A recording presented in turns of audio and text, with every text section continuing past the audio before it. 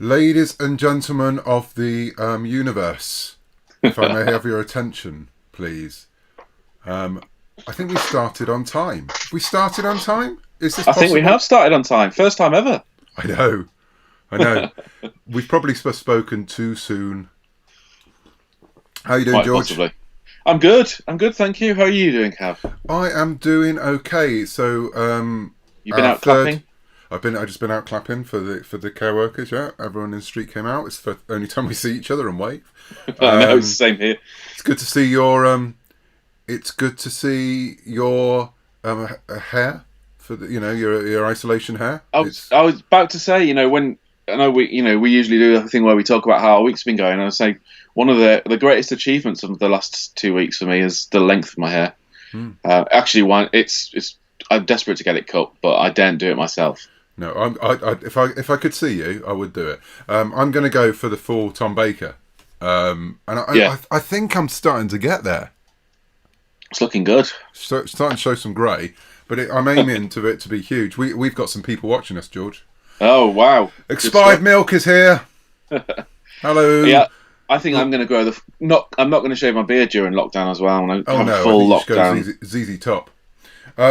Expired Milk says live streaming is a complicated profession. Don't you agree? Cue dramatic music. It certainly is. It is. Although, third time lucky. Yes, exactly. We're actually live when we said we'd be, not half an hour later. Yeah, exactly. Sinclair Mercer is here saying it's great. Hello. I'm hoping. What's great, Sinclair? Tell us. The fact my beard, I think. Yeah, I think it's your beard. Clearly. Absolutely, your beard. So, welcome. If you've not joined us before, this is a time where we sit and wibble on for about an hour. Today we've actually got a subject we're going to be talking about later. We're going to be talking about pitching, whether that's pitching comics, TV series, books, stories for work for hire, for original content. We'll also be answering your questions.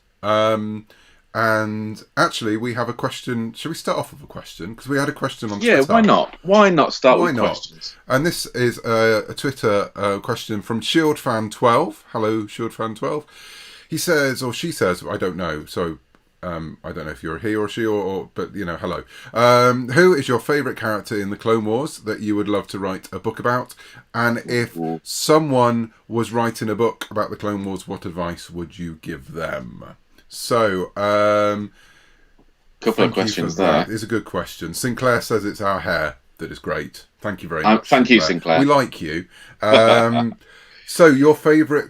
So I've already written for one of my favourite characters in the Clone Wars, in Ventress in Jedi Lost. And then also in Return to Vader's Castle. But I think it's a bit of a cheat, but Darth Maul, because actually, like a lot of my feelings about the prequel trilogy, I like Darth Maul because of what we saw in Clone Wars and then in Rebels later on. I liked him in Phantom Menace. He didn't get to do an awful lot except for killing a Jedi, obviously, and then getting cut in half. Spoilers. But if you haven't seen Phantom Menace, I'm really sorry. But then the sequence where he comes back in Clone Wars is one of my favourite sequences in Star Wars. Oh, it's amazing. Completely. Where he's it's praised and got his spider legs as well. Yeah, exactly. Yeah. Which of course I revisited again in Return to Vader's Castle because I have these little obsessions. I'd love to write a story about Maul between Clone Wars and Rebels, and obviously now we have the tease at the end of Solo. I'm just giving all the spoilers now. The kind of thing he's been up to. So he would be my. And I like writing Sith. I like reading about Sith. I like writing Sith. So I love writing all the way. There's something special about writing for the dark side.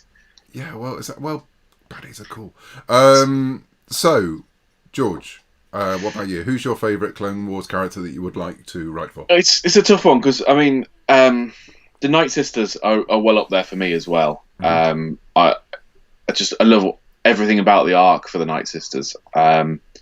But if I had to pick a specific character, it'd probably be Cad Bane. I think there's something about him as a kind of different sort of bounty hunter. Yeah. And a great hat. An amazing hat. An amazing hat. You'd have to go full Western with him, I think. Proper gunslinger territory. Down in the swamp canyons of the kind of Coruscant, doing something kind of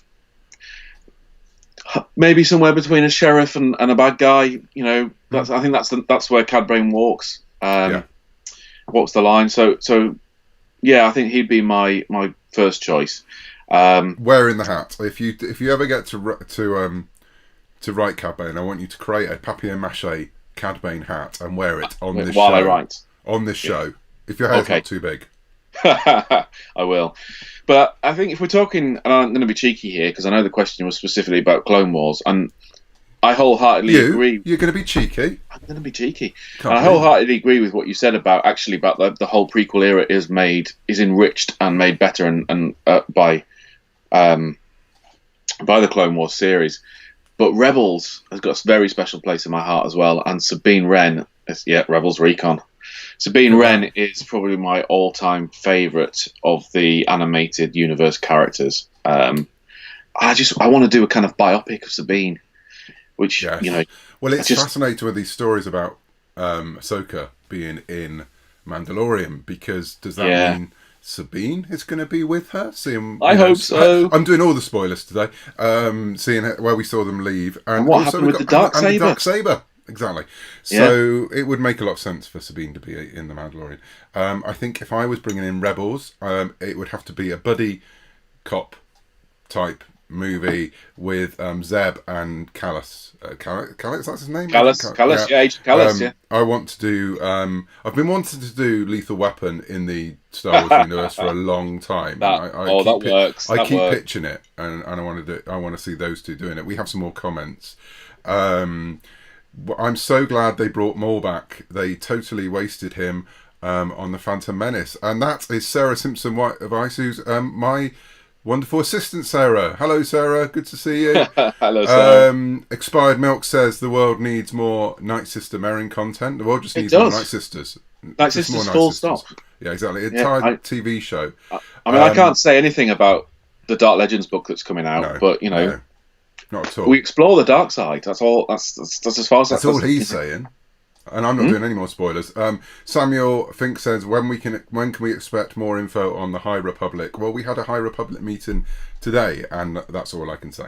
But that was more info, though. There will be, yes. So the more info, Samuel, he's going to hate me for this, is that the five of us and Mike Seglain had an isolation meeting today when we were all in our pyjamas and talking to each other. We weren't really in our pyjamas. You were in your Jedi robes, weren't you? I was in my Jedi robes because I always have my meetings in my Jedi robes, wearing my Cad Bane hat. Will there be more information? There will indeed. More information will be coming soon. So, Shield fan, if you're not here at the minute, hopefully you will be at some point, and you will see the answer that we just gave. Hello and welcome to everyone who's just joined us. We're going to be talking about pitching, the pitching process a bit later on. We're going to be answering any questions you've got. So George, it's been a fortnight since we last... it has. We last met because we decided we're going to do this every fortnight. Sinclair Mercer says, you can tell us more. We're good at keeping secrets. It's not how it works, is it? It's not how it works. Because you do realise that this is probably being watched by various members of the High Republic High Council to make sure I don't let anything slip. And Sarah says, you're such a tease, Cav. Because obviously Sarah knows nothing about the High Republic at all, in any way whatsoever. Yes, so we're doing this every fortnight now. We thought that was a good period of time to do it. We might pop in with individual things in between as well. But yeah, every fortnight on a Thursday night. But how's the last fortnight been for you, Mr. Man? I'm getting used to the lockdown, I think. You know, used to the lifestyle. And I've been quite busy. I both in terms of kind of consuming things, entertainment, which I'll talk a little bit about, but also in terms of work. Been getting down to the Pros project that I've talked about previously. That's not announced yet, and also Engine Ward, the comic that was announced a couple of weeks ago. Yeah, how's that going? It's going really well. Seeing the pages coming in from Joe Eisner and Mike Garland, we've now got a kind of finished issue 1, and it's just tremendous seeing it come to life. I cannot wait for people to see it. Currently, still on track for end of June, but. Obviously, it's a changeable feast with the way the comic market is at the world moment. Is changing, isn't it, at the minute? I So think one thing we've been saying is that every day is different at the minute, and you never quite know what you're going to wake up to in the morning. But absolutely. And the other thing I did is I appeared on Ian Shaw's Doctor Squee show for a good hour and a half, natter about all things Doctor Who and writerly. So there's another video out there on Facebook. We'll put a link in the show notes. We shall do that. In fact, we could probably link the video into the. I don't know how we do such things, but we could probably link the video. We can find out and ask him, can't we? We could find out. Let's find out. But the other things I've been doing, I watched the first season of Altered Carbon over the course of the last 2 weeks, and it's fantastic. I've not seen any of it yet, but I really want to. I really should probably watch that. You will love it. I watched the first season, and it's so clever. I mean, I've read the books anyway, and I like how they're true to the books, but do some kind of different things as well. It's not one I can watch with my kids. I would say that much. It's pretty full-on violence, sexual content, but it's kind middle of grade, middle grade, yeah, not quite YA, but it's very Blade Runner-y actually. It's kind of cyberpunk, and it's got Edgar Allan Poe in it. It doesn't get better than that. And I've been reading the Stephen Erickson books, Malazan Book of the Fallen, big fat fantasies. We've been talking about this, haven't we? Because I like a bit of fantasy, and I've been listening to the Witcher books, and I've been reading some short stories, fantasy short stories. Big fantasy books scare me a little bit, and so George has been trying to get me to read the Erickson for a while, and I look at them and I get funny. You know what? I didn't read Big Fat Fantasy. I call it Big Fat Fantasy.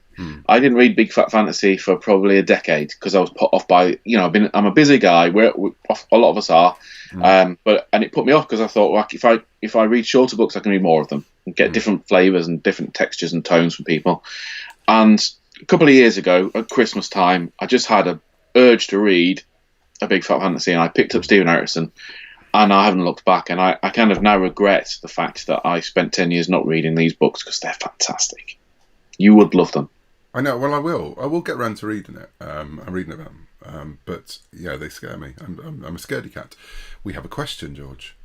We have a question from Sarah. It says, if you could do a Star Wars Doctor Who crossover event, and it has been talked about before, which Doctor and which Star Wars character would you use? George, what about you? Ooh,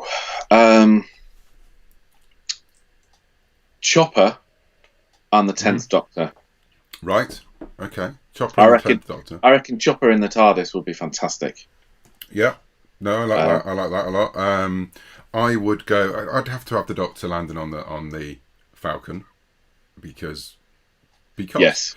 Yes. And I think it would be a crossover. I would either want it to be Tom, Doctor Number 4, to keep the 70s thing going with K9, because K9 and R2 and C3PO. Oh, so you'd lean into the 70s. I'd lean into the 70s, and I'd lean into the cute robots. I know, thank you.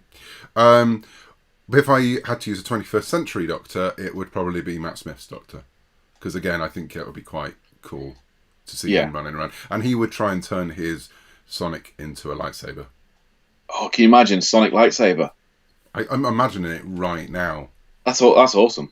But I'm all for matchups with Doctor Who. Yeah, good question there, Sarah. But yeah, very good question. It has, as I say, it has been asked a couple of times, in a professional world about a crossover between the two. It's never quite happened, but we don't usually get Star Wars crossovers.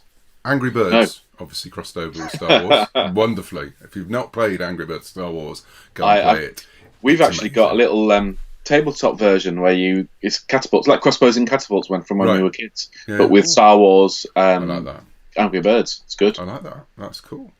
So you haven't told us about your 2 weeks. I haven't, have I? No? Well, it was my daughter's 14th birthday on Saturday. Chloe was 14. That was very cool. We had a cool day. That's scary. I know it's scary. She's 14. It's my birthday on Saturday, and I'm not going to say how old I am at all. Not 14. Not 14. There is a 4 in it. What else has happened? I've been carrying on. I've broken the 20,000 word mark on my current work in progress novel, which is good. Still doing the thing in the morning when I'm typing on the free write, that on the free write for a couple of hours, getting about 1,500 words a day. Yeah, so that's cool. What have I been working? I've been working on something I've not been able to talk about before. I've been working on what I've been calling my secret horror comic. Project, yes, no, this is exciting. Which is now not a secret because announced today. It was announced by CBR today. They announced, I'm going to try and make up a screen, Shadow Service, which is a brand new comic coming from Vault in the summer, July. Fingers crossed, that seems to be what we're aiming for at the minute. This is my first creator-owned comic, working with Coral Howell, who I've worked with before, Star Wars fans who know Tales from Vader's Castle. I worked with Corin on the Han Solo story when she was up against Han Solo was up against the sort of the Tree Witch that we had in that. So Corin's come on board as the artist on this. We've got Triona Farrell as the colorist. And just look at some of this art. It's fantastic. This is Gina Meyer, who's the hero of our story. She is a young witch who's been trying to use her powers for good on the streets of London as a private investigator, finding people, using her magic and using her familiar, who we've not met yet. But unfortunately, as time gone by, she has got involved with some rather dubious characters, which has brought her in, under the radar of Section 26, which is a part of the British Intelligence Service, which deals specifically with supernatural events and threats. And colloquially, internally, they're known as MI666. And they go after Gina. So yeah, it's a 10-issue series. It's launching in July, as I said. It's Corin has produced some amazing work.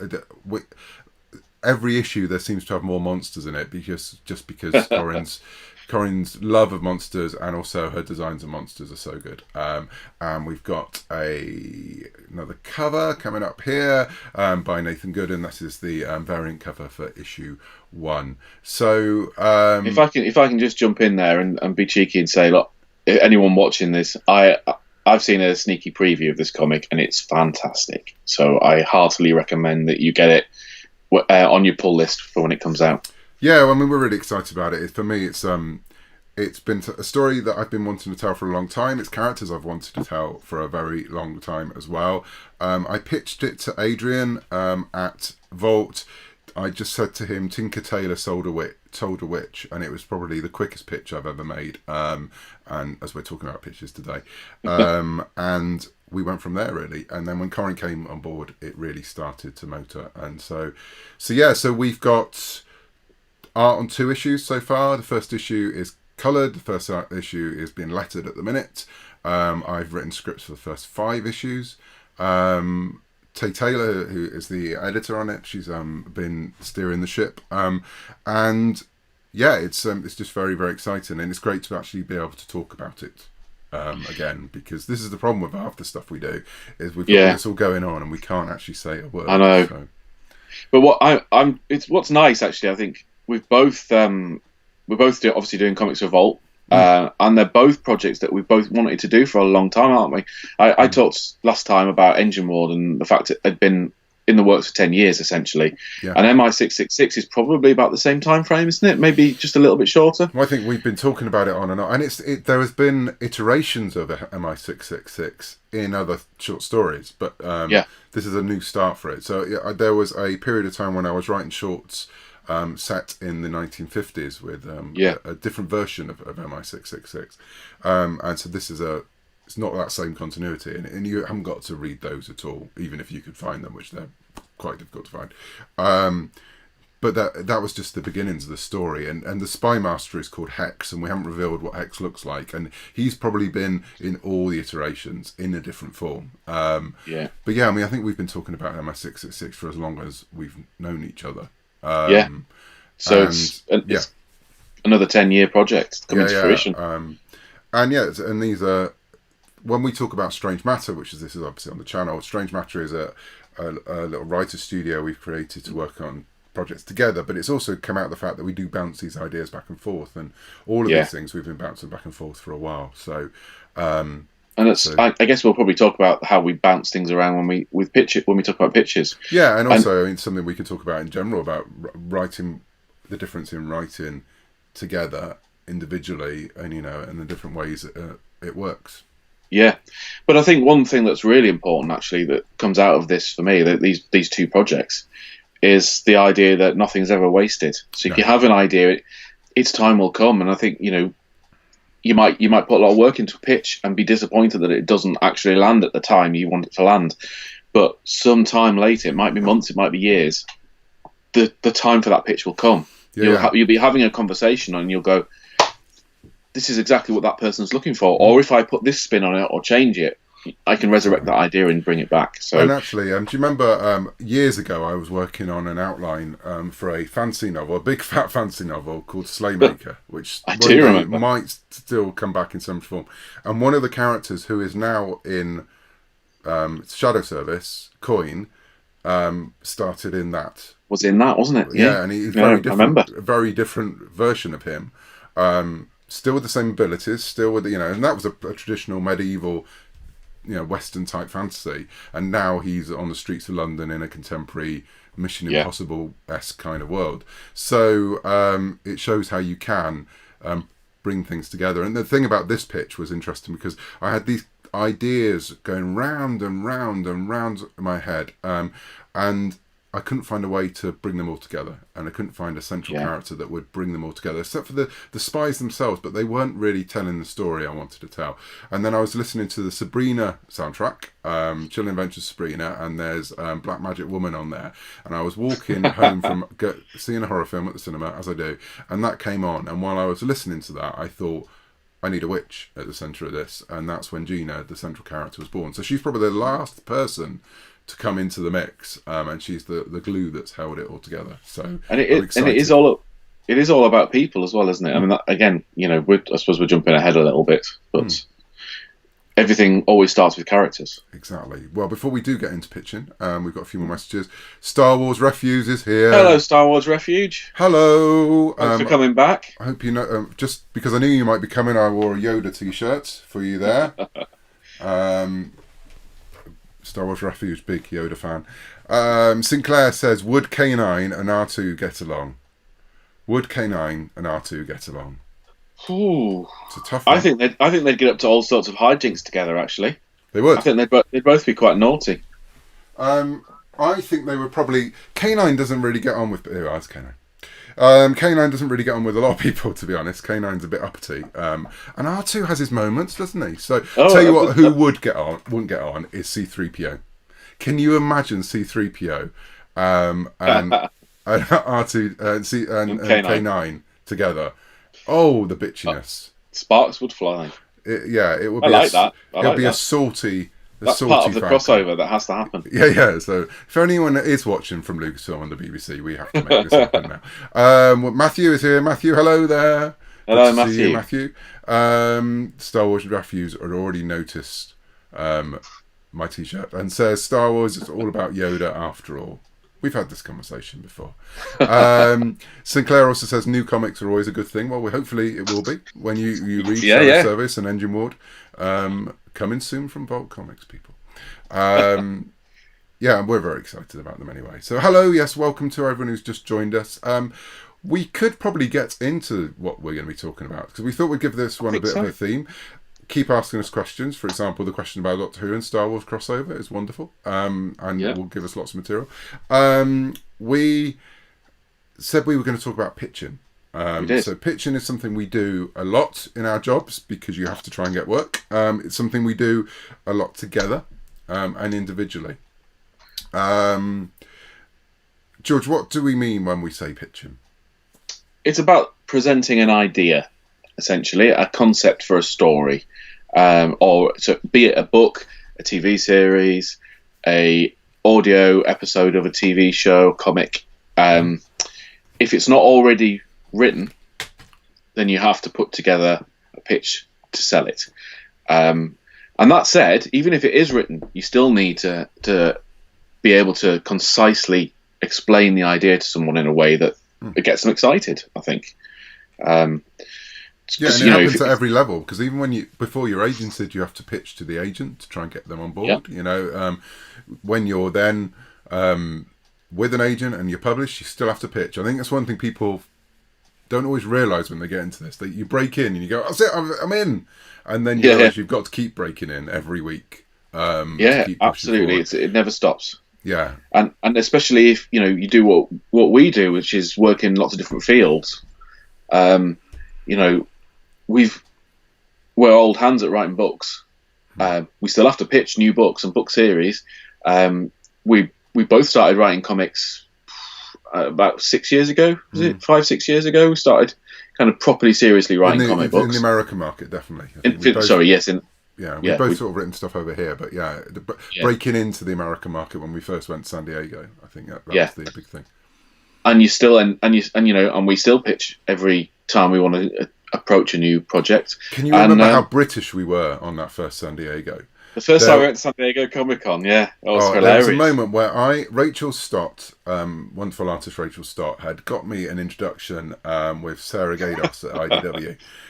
Sarah at that time was editing the Star Trek comics, and Rachel had worked on Star Trek and Planet of the Apes, and she sort of said, she put a good word in, and she said, go and speak to her.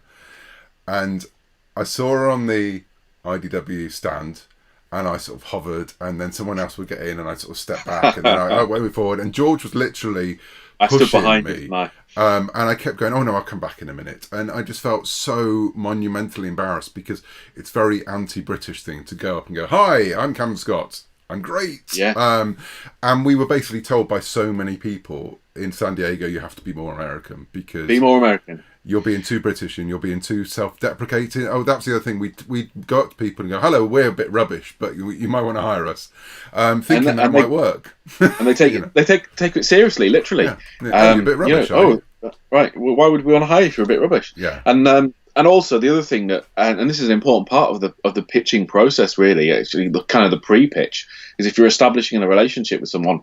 We were finding that we were going to people, and I suppose when you're British and you work with a British editor, there's kind of if you get to know someone, you say hello to them, maybe have a drink with them or coffee with them, there's a kind of implied understanding that you want to work for them. Yeah. But everyone's very polite and British about it, so it goes unsaid, but it's just implied. But in America, it doesn't seem to work that way. So that first San Diego, we were going up to people going, hey, love to buy you a drink and have a chat. And they go, oh, great, yeah. And we buy them a drink and have a chat. And they go, oh, it was really nice to talk to you. Great. And then you'd never hear from them again. Or you'd hear from them in this kind of social context. Yeah. And you think, oh, well, it doesn't work. You have to be prepared to say, I would love to work for you. I want to write something for you. That property that you represent appeals to me, and I think I've got something to say about it. And you have to add those types of bits of language to the conversation. Yeah. So Claire says, can you really be too British? Well, obviously, there are, in many ways, I think people are a bit too British over here at times. It goes against our nature sometimes to put ourselves out there in that way. So we've definitely had to learn. Matthew says, what year was this? 2015? I want to know, 2014, 15? Yeah. Yes. One of those. Sinclair also says, do you get nervous pitching new ideas? Yes. Yes, absolutely. Very. And it doesn't stop. 10, 12 years, I don't know how long it has been a professional writer now, multiple books, multiple comic series. Every project, I'm nervous when I press send on a pitch. Yeah. Well, George was saying earlier on, I have massive imposter syndrome all the time. And I've been doing this for 20 years. 20 years I've been writing stuff. And I still I get wound up about the fact that why am I even here? And it happened today in a conversation we were having. You said to me earlier, I hope you don't mind saying this, but you said, are we really in a position to be talking about pitching? And I was like, Cav, you're one of the architects of the High Republic for Star Wars. Of course you are. Yeah, but that's something I deal with on a daily basis in my job. And I think we all have I do as well. I think that's another part of doing what we do. That you are often starting from the starting position again, and you do feel nervous about it, and you do question yourself and second guess yourself all the time, which actually sometimes is a lot of the time is a really good thing, because I don't think if you get too confident, it can go the other way. So okay, so Matthew says, okay, so well into the Kelvin timeline comics. It was, but it wasn't. I was pitching for Waypoint, which was the anthology series that they did for the anniversary, which I did a Deep Space Nine. And it paid off. You got the comic. It took years, didn't it? It really did take a long time. But that's the other thing that happens. These things aren't instantaneous. No, and doing that comic got me to Star Wars Adventures. And so, all these things have lines that lead you to other stuff. Sinclair says, how do you handle being nervous? Gin, largely.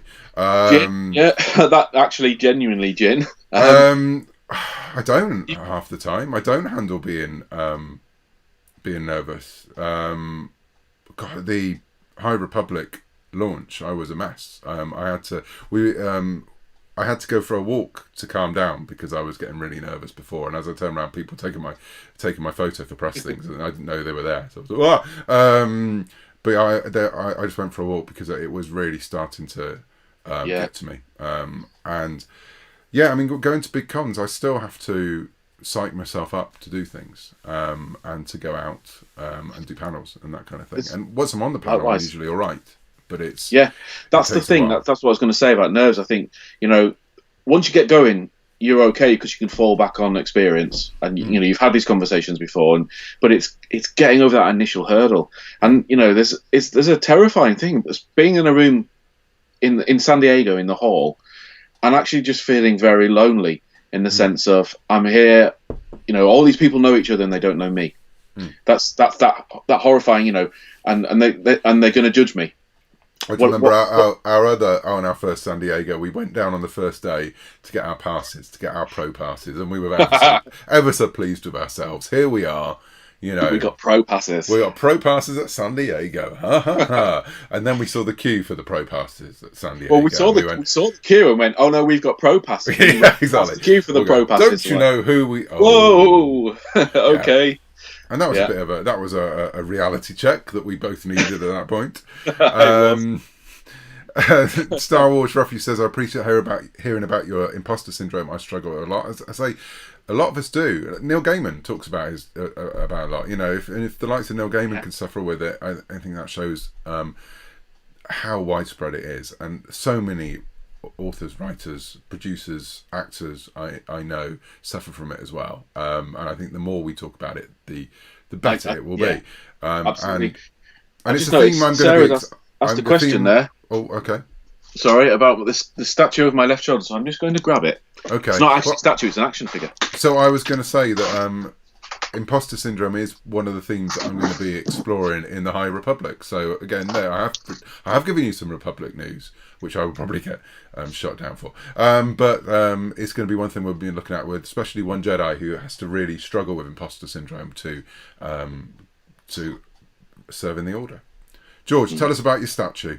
So this is Gabriel Cross, or the Ghost, who is a character from my, I'll show you the other book, my Ghost series, Tales of the Ghost. It's 4 books, and they're kind of set in the 1920s, and he's a vigilante character, steampunky, diesel punky guy. And I was very lucky that a very generous fan who makes action figures, or customizes action figures, brought this to a convention for me in America. So he sits on my shelf beside me here. But I thought every time we do one of these, I don't know if people have noticed, I change what's behind me. So sometimes I'll have a droid, and sometimes I'll have. Whereas I don't. Something else. Right. And today, so thank you for noticing, Sarah. That's Gabriel, the Ghost. Okay.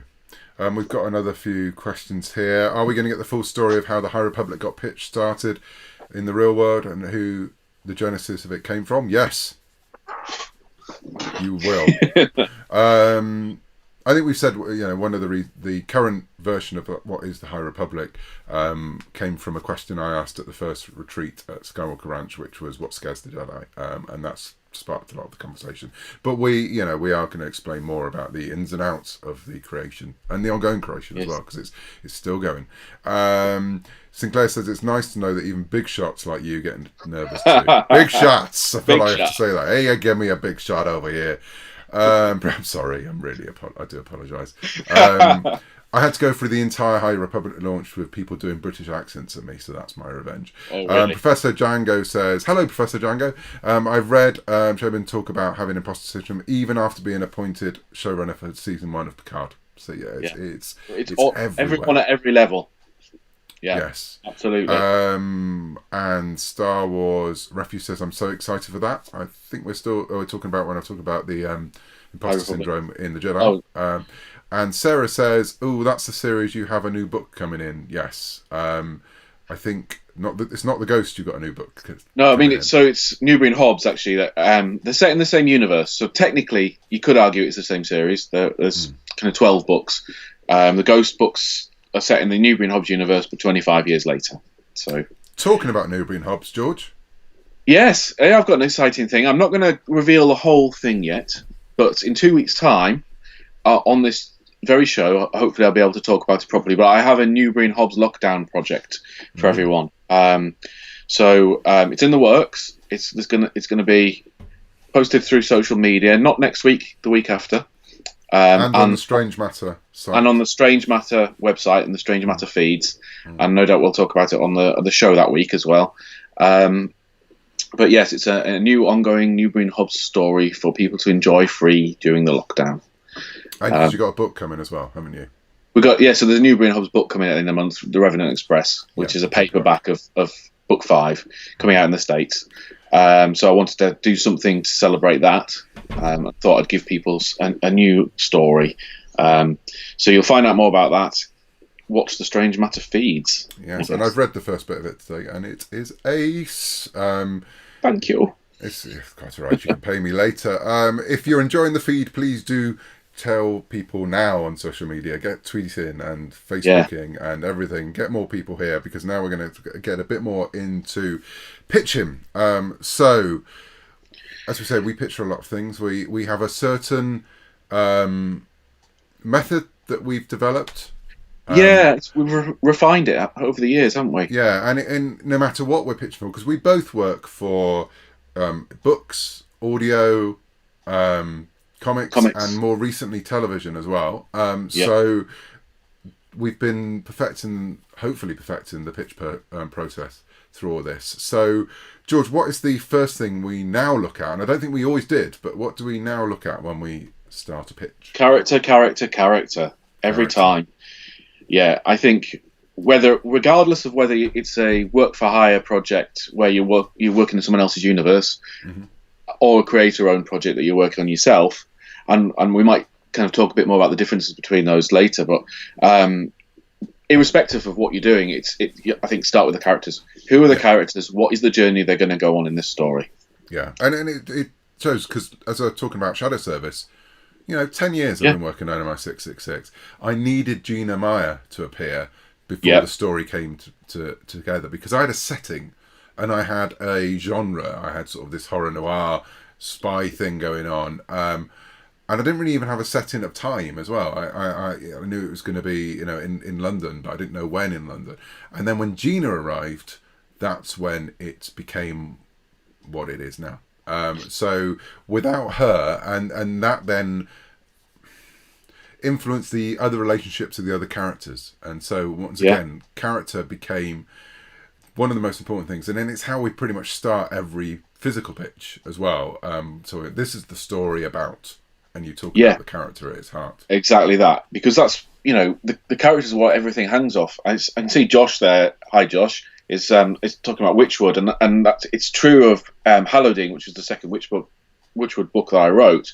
It's a crime novel with quite a complicated plot, but I started with the characters, and I don't know if you remember seeing the pictures, but I had file cards for each character on that table behind you. On that table behind me, file cards for each character, and I started writing details about the characters, but then I laid them out, and this is a weird and complex way of doing it. And I think I've learned since then that probably there were easier ways. But I laid them out, and the closer the cards were to each other was the closer the relationship between the people. Yeah. And it was from that the plot was born, because I was able to go, oh, that person hates that person. Why do they hate that person? Oh, they hate that person because this happened in the past. And I put that into the details and go, and that person then got a motive to be the killer. Yeah. And kind of work the whole crime plot out through the lens of the people involved. Yeah, exactly. And actually that brings us on to the other thing. It's not just much creating a character, because you can create a character. So Gina Meyer in Shadow Service, we create this character. She's a witch. She's young. She's got these powers. She's using them to be a private investigator. Great. Yeah.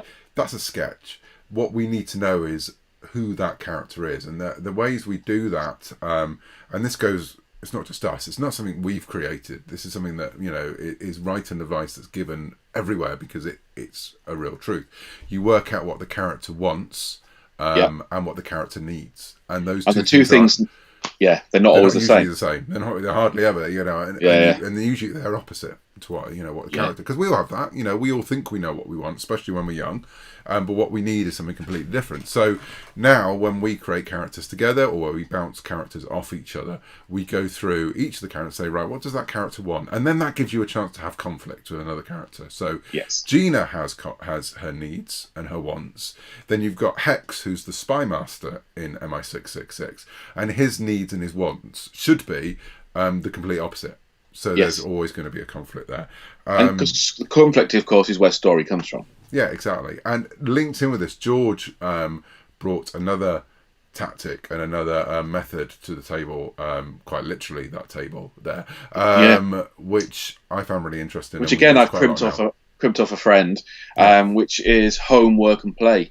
And you'll once you know who that character is, once you know a bit more about their wants and needs, you say, what makes that character feel at home? What is home to them? And it doesn't have to be a physical place. It doesn't have to be number 52 Westbrook Villas. It can be a state of being as well. But they're at home when they're with their son or daughter or lover or etc. Or they're at home when they're out in the wilderness. What's work for them? What do they have to work at? And again, that's not necessarily a job, but it can be. But it can also be. I love writing, but I find pitching really hard. That's the real work. Yeah. And then play. What gets them? What relaxes them? What's enjoyment for them? What do they do to unwind? And for a villain, that can be torturing people, or it can be curling up with a book. Needlecraft. We actually did this for Sherlock Holmes: The Voice of Treason, available now from Audible. And we start because we had a cast of quite a few characters and very familiar characters as well, and we needed to work out what our Holmes, what our Watson, what our Moriarty were going to be, and keep them still very true to Doyle, but we had to have our own take on them, because otherwise we'd just be copying. So we went through this process for every character in the play, and some of these didn't make it through to the end, and others did, really. And I've got a few examples here. So we started with Watson, Dr. John Watson. We worked out his home is being at Holmes's side, and linked into that, being Holmes's conscience, keeping Holmes human. Yeah. That was where he feels. And when you look at the stories, Watson's a ladies' man. He has real love of his life. He marries a few times. And in Mary, he has a real soulmate. But actually, he always feels more at home when he's back at Baker Street. And he always comes back. Even when he doesn't live there, he's always there. Exactly.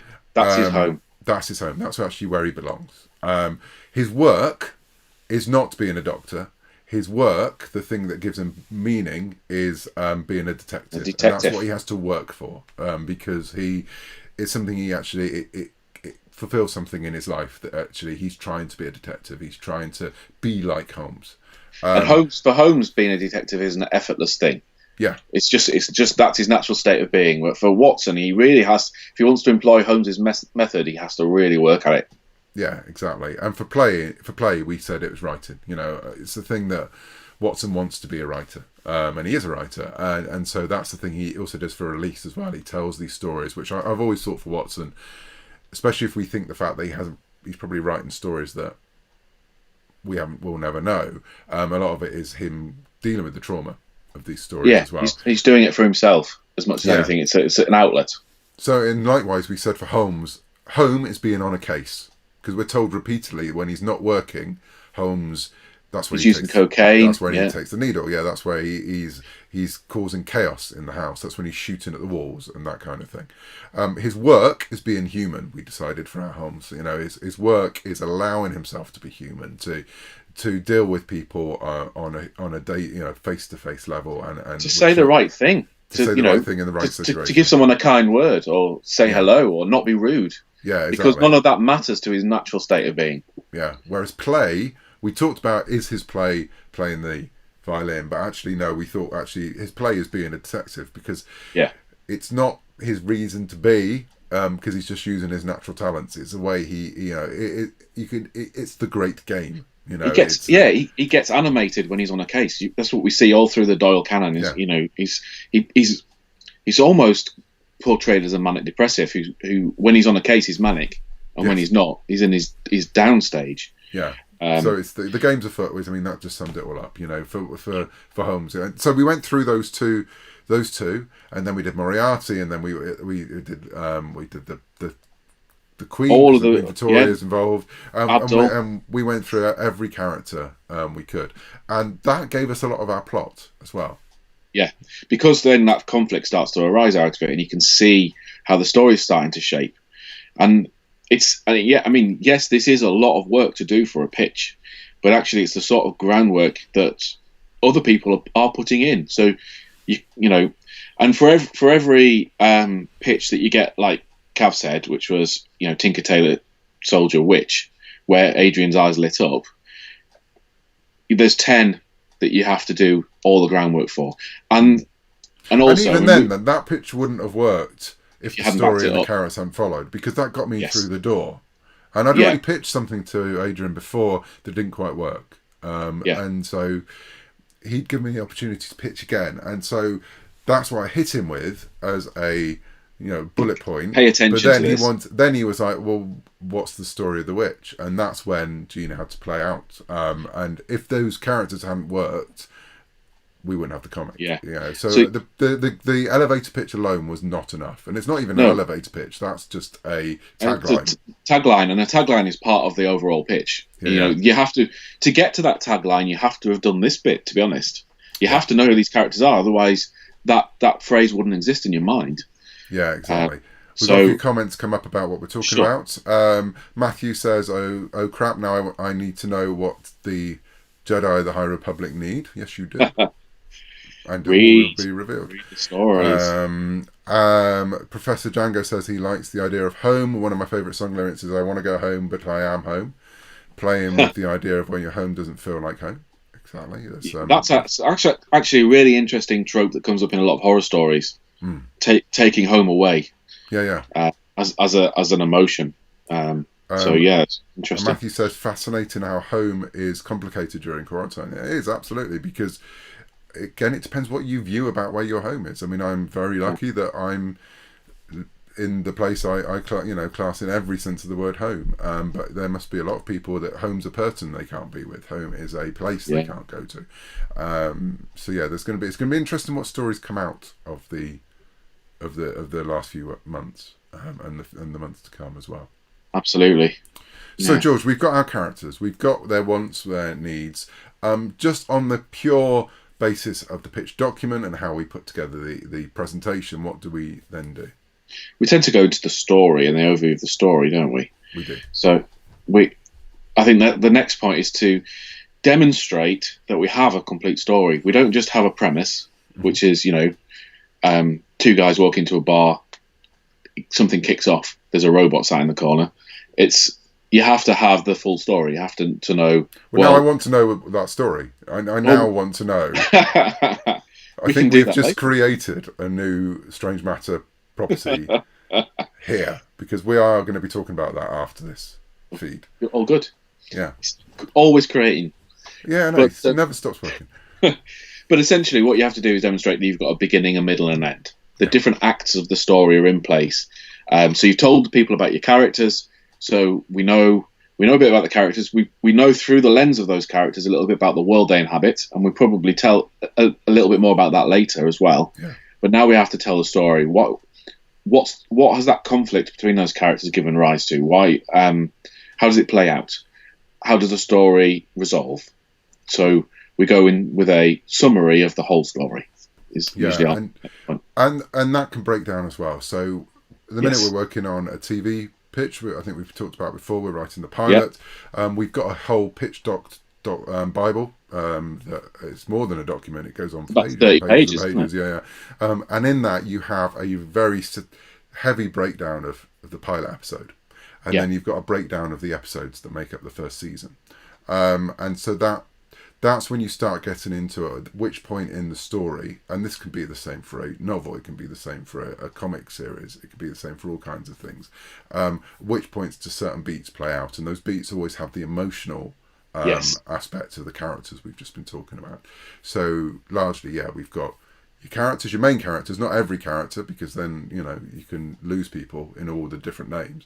Your main characters, how we meet them in the introduction, whether that's the pilot, whether that's the first issue, whether that's the opening chapter of the novel, and then the beat by beat breakdown, but knowing that it's going to change when we write it as well. Unless you've already written it, knowing that there has to be some flexibility in all this, because things are going to happen and those characters are going to surprise you.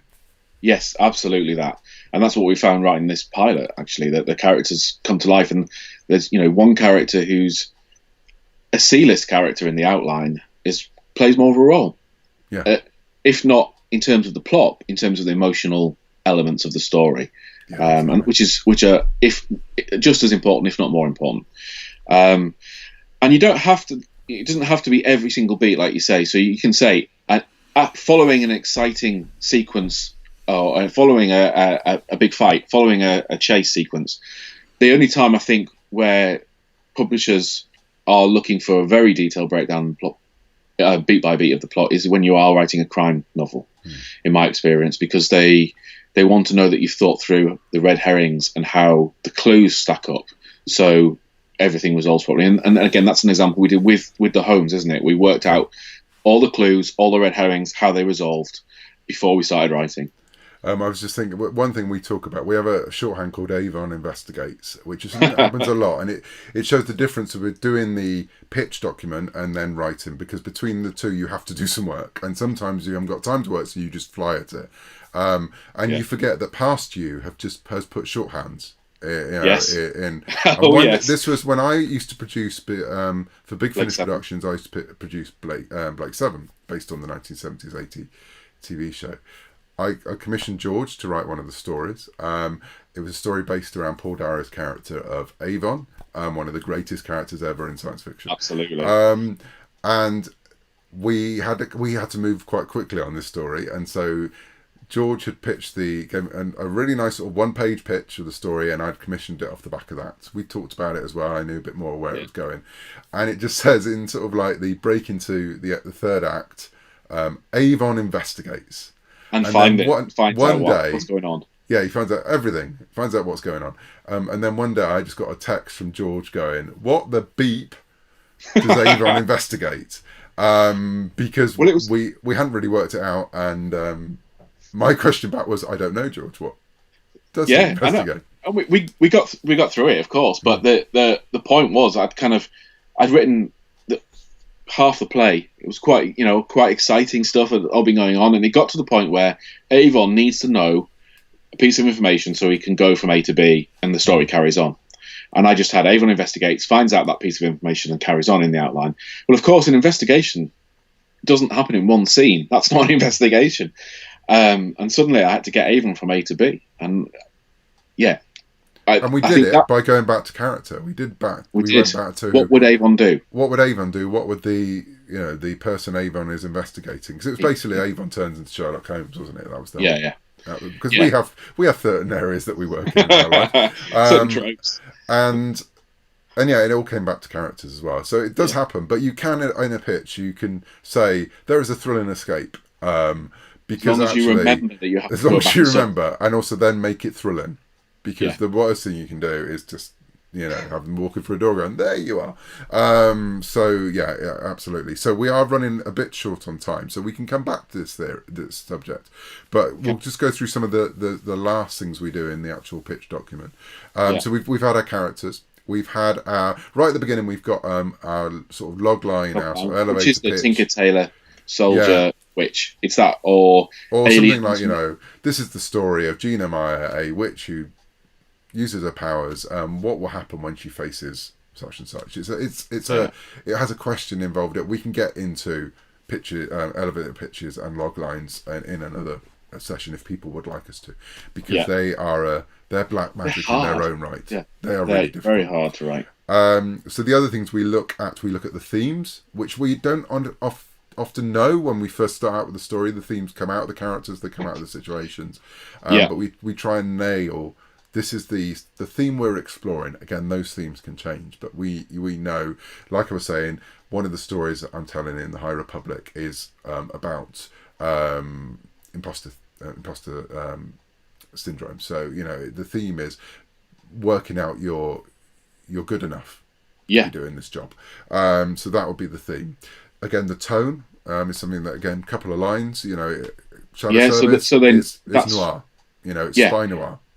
So that tells the person you're pitching it to what are you writing a horror story? Are you writing a crime story? And what type of crime story? How does it feel?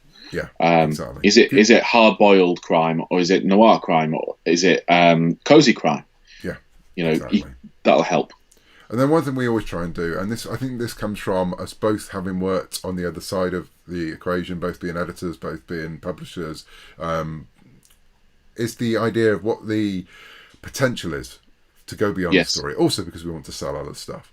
So, unless it's a one-shot book and there's nothing coming after it, it's a standalone.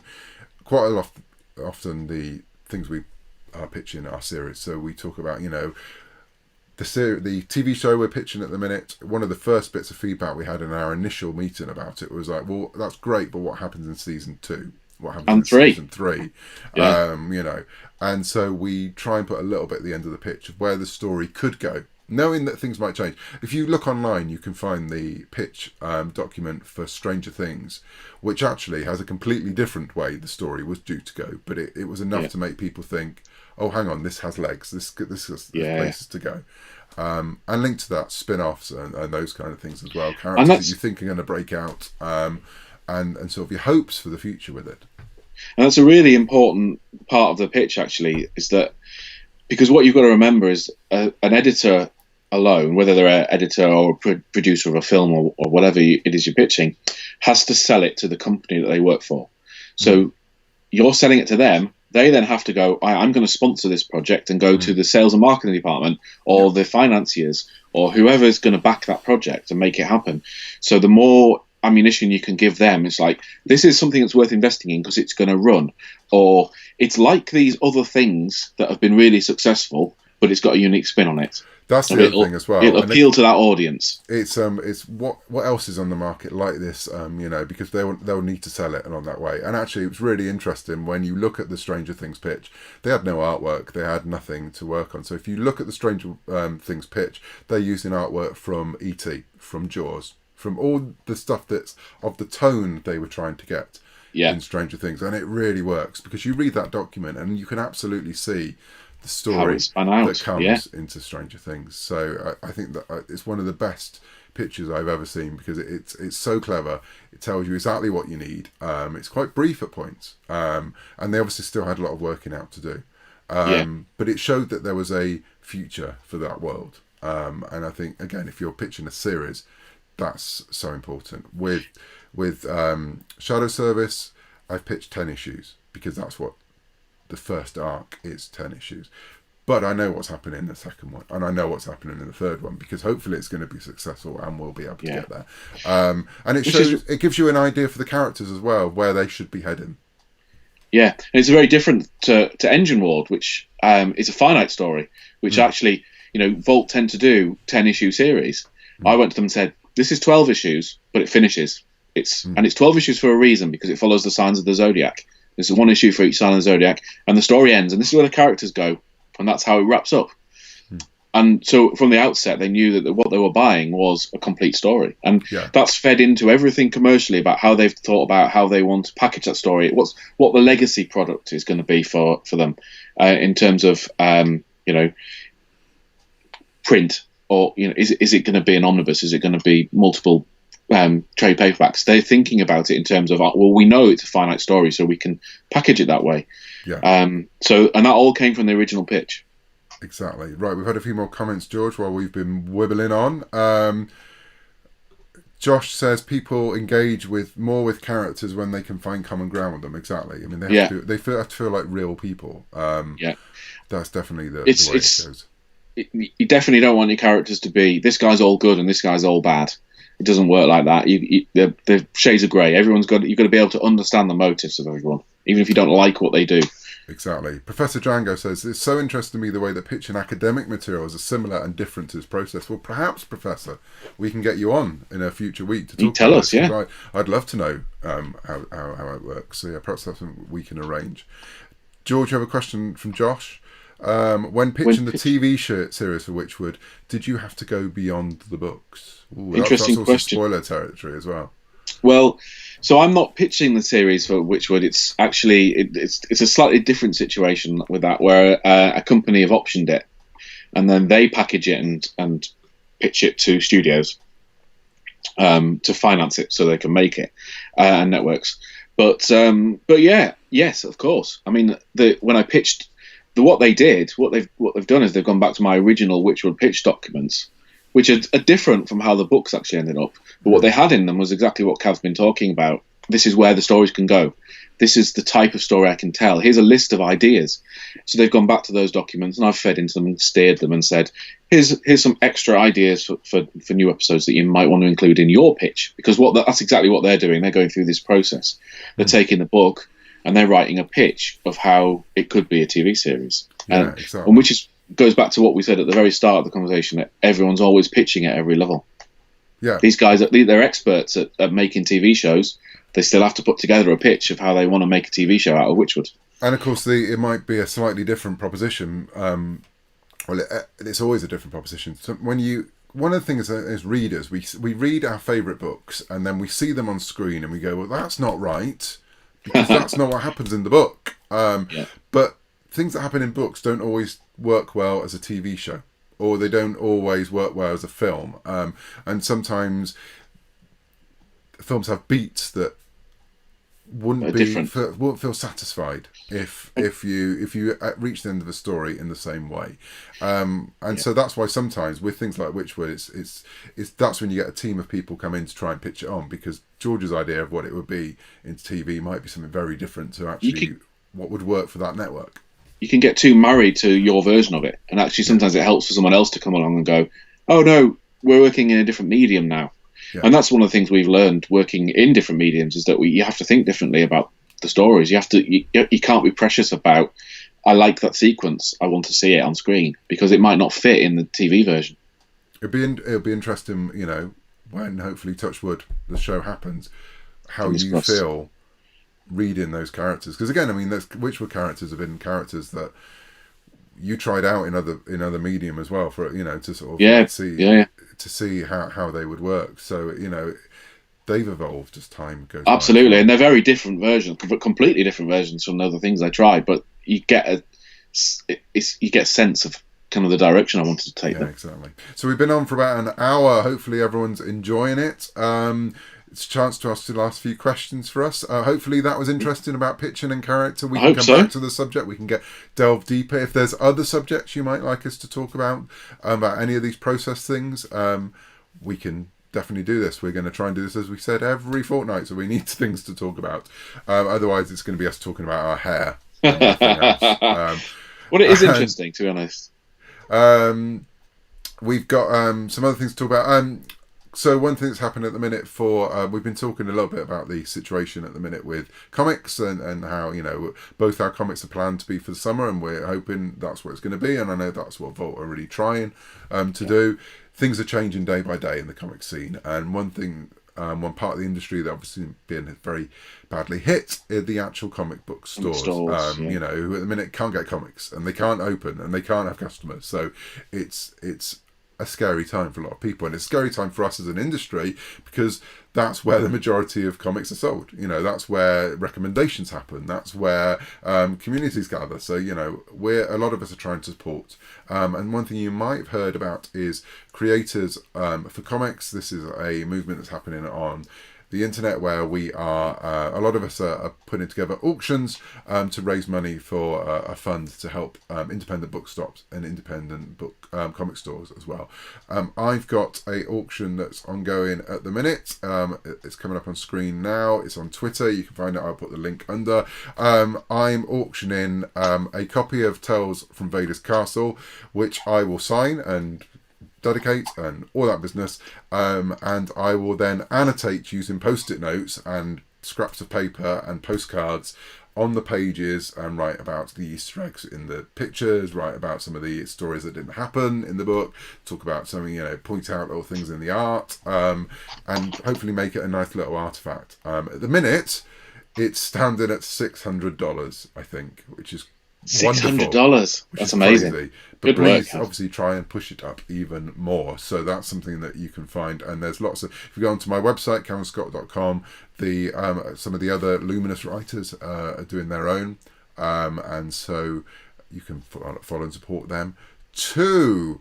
We've got some more comments. Josh says, talking about which would, as long as Peter and Elspeth show up. Oh yeah, I'm pretty that won't sure they change. will. They're the main characters. They're exactly. there. Sarah says she's not opposed to talking hair. Now, if you follow my assistant Sarah on her Instagram feed, you will know that Sarah's hair changes colour at a regular intervals. I'm hoping that she has bought a lot of hair dye to get through lockdown. I'm pretty sure she will have. Samuel says, Cavan, could we see some Jedi Lost characters in future content? I would say that would be likely. Whether that's established characters or new characters, you'll have to find out. But yes, I was writing Jedi Lost when we were planning the High Republic. So it was around the time that we were putting together the pictures for High Republic. Because one thing I will say about High Republic, what happened was that the five of us were all brought in for the first ranch visit, and we all had homework when we went away to pitch what the subject might be for Project Luminous, and what the story might be. And so we all came up with the pictures while we were there, and then we went away and put together pitch documents very similar to what we've talked about now. And from that, the decision was made to choose the High Republic. And then lots of elements from all the different pictures were sort of pulled into what we now know as the High Republic and what people will find out. So yes, that's a little insight in what's going on. Yeah. So Star Wars Ruffy says, thanks for doing this. These are a lot of fun. I hope so. And we're having a lot of fun doing them. Sarah says, I have, as in stockpiling hair dye. Expired milk. Will you be watching the upcoming Mandalore episodes of Clone Wars? Yes. I'm halfway through the Ahsoka story at the minute on Clone Wars, and so yeah, I will absolutely. I'm here for the Mandalore episodes. That's why I'm here. I'm here for Clone Wars, to be honest. They could keep it going for years, as far as I wish they would. They keep saying the final season. I don't want to believe the end of the story. If you look at the timeline, there's only so many battles they can now have. I know, but I know. Josh appreciates the content. Keep well, Cavan. George, you will keep well and safe and sane too, Josh. Professor Django said, I will also be interested at some point to hear about the interplay between the imposter syndrome in pictures and how that plays into contract negotiations too. Contract negotiations. They are. That's a whole other subject. A big question for today. Well, contract negotiations is why we have agents. Because when you get writers talk about money, that doesn't always work. But it also actually helps the relationship. Just, I know we're running out of time, but just if your agent can have a business relationship with someone where they talk about contracts and money, and you have a creative relationship with them where you talk about the work, whatever it is, it tends to go better if you don't mix the two. And of course, we pitch to we share an agent, Charlotte, and we both pitch ideas to her that she then. So we have to pitch to her an idea that she knows she could take on somewhere else, and so we're always running ideas by her, and so we do mini pitches for Charlotte as well, both together and independently. So yes. Yeah. Star Wars Refuge says, we know what happens somewhat in the Siege of Mandalore from the Ahsoka novel. Indeed, we do. And you haven't read that novel, go and read it. It's ace. Get the audio as well. Yes, the audio is obviously a marvellous, marvellous thing. Well, I think we are just wrapping it up for today. Thank you so much for joining us. And we've got a last week. Hello, George, fellow TeslaCon survivor here. TeslaCon, yay! My comment is merely, love the show. Please keep doing it. I love this stuff. We will. Thank you. Really appreciate it. This is also for us as well. It gives us a bit of structure in the because as we say, every day is a little bit different, but also every day is a little bit the same. A bit the same. So it's something we're enjoying doing. Hopefully you're enjoying watching it. We'll be back in a couple of weeks' time. If you like the channel, subscribe to the channel, like the videos, leave ideas of what you would like us to wibble on about. That would be great. And yeah, we'll see you back soon. And talk to us on YouTube, talk to us on Twitter, talk to us on Instagram. Just talk to us. We need people to talk to us, whether that's about hair or not. So absolutely, keep safe, keep sane. Thanks for watching, guys.